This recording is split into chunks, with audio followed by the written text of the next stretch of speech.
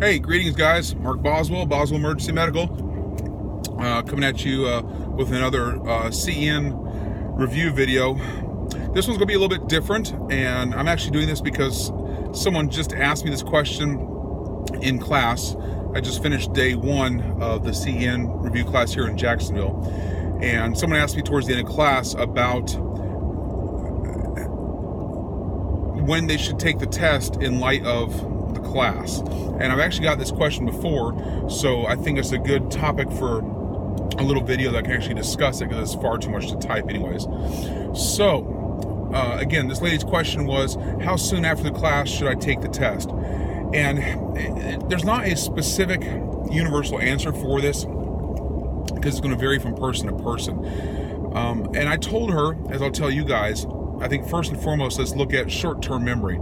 Short-term memory is known to be effective and useful for about 60 to 90 days after a new subject is introduced. It has to do with how your brain chunks or processes information, and then how it links for different types of storage. So after about 60 to 90 days, you start to lose some of your short-term memory on new things you've learned. Your brain sees it's not really being used, and it starts to process it and store it in a medium or longer term capacity.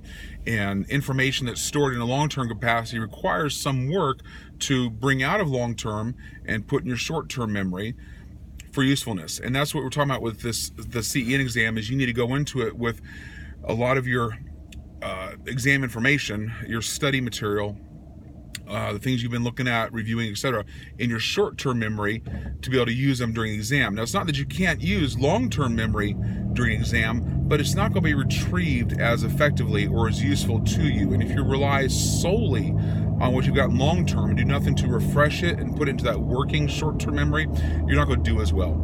So about 60 to 90 days is ideal.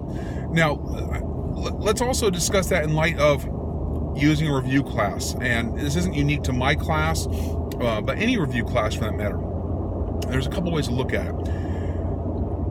If you sit in a review class like mine or others, and you're sitting there and you're hearing the topics, you're paying attention to the presentations, you're taking a few notes, whatever, you're actively participating, and you find that a lot of the terms, the phrases, the drugs, the symptoms, the pathologies, etc., you find a lot of this you're familiar with. In other words, you've heard the words. Maybe you haven't completely understood the concepts, but you've heard the words in the past. You've heard the names of the conditions, things like that. Maybe you've seen a patient or two. What your brain is doing is taking these things out of the long-term memory and associating them with the review material to put them back into active use in the short term.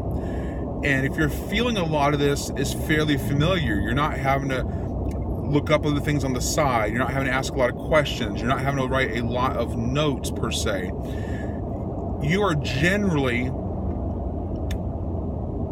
in a good stead to take this exam sooner rather than later.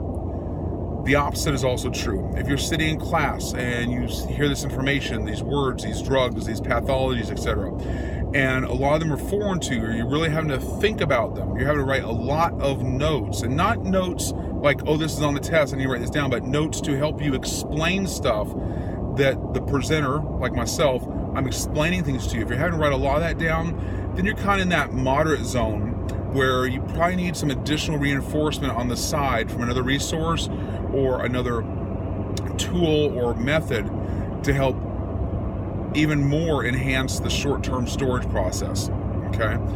And then lastly, if you're the person who's sitting there, you're kind of like clueless, and a lot of this stuff is really, really foreign, but you think it's making sense, but you're having to write a lot, you're kind of struggling through it, you're the person that needs to wait a bit longer and definitely do some additional study on the side.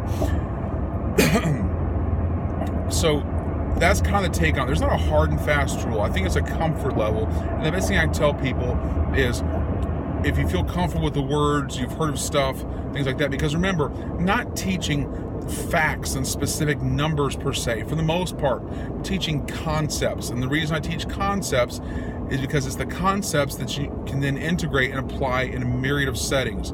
Because remember, these test questions can be written differently for different people. You know, they may have the same test concept about congestive heart failure, but two different students sitting even adjacent to each other in a test cubicle may see the question written from a different perspective, given to them with a different scenario.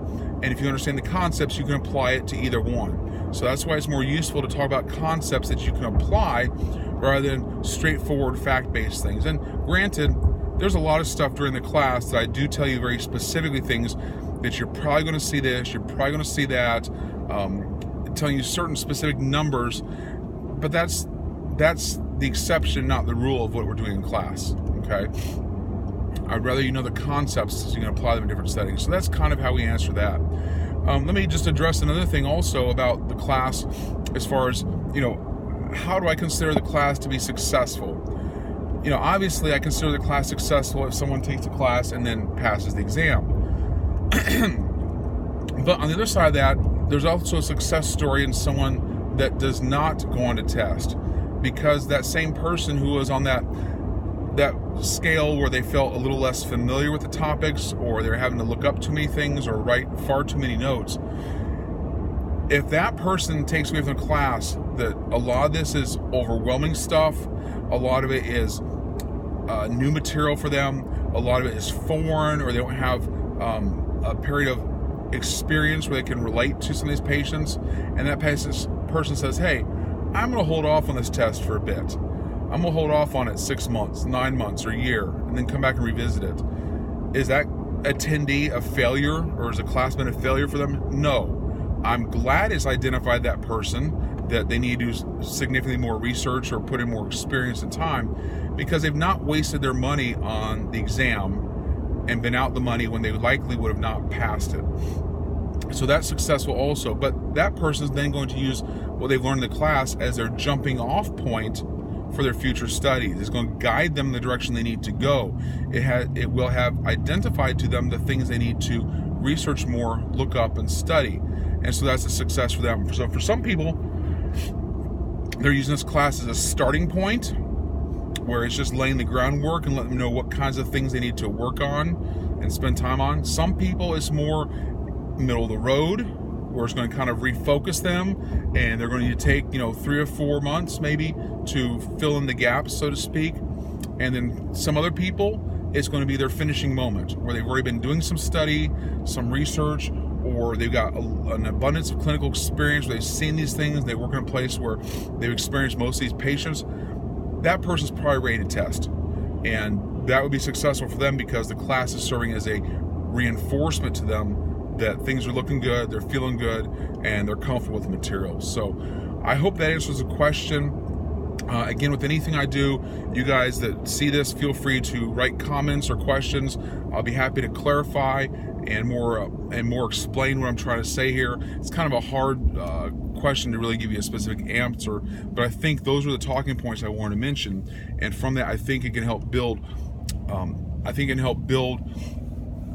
the answer you're looking for as far as where does the review class fit into my readiness or not. Okay, so I hope that helps. Again, class is done for the day, so I'm fixing to go put my feet up and rest these tired feet and my tired voice.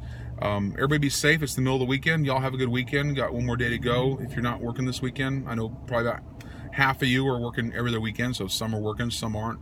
But whatever you do, be safe, and keep following me, and send me any questions you got or comments, all right? Talk to you guys later. Bye.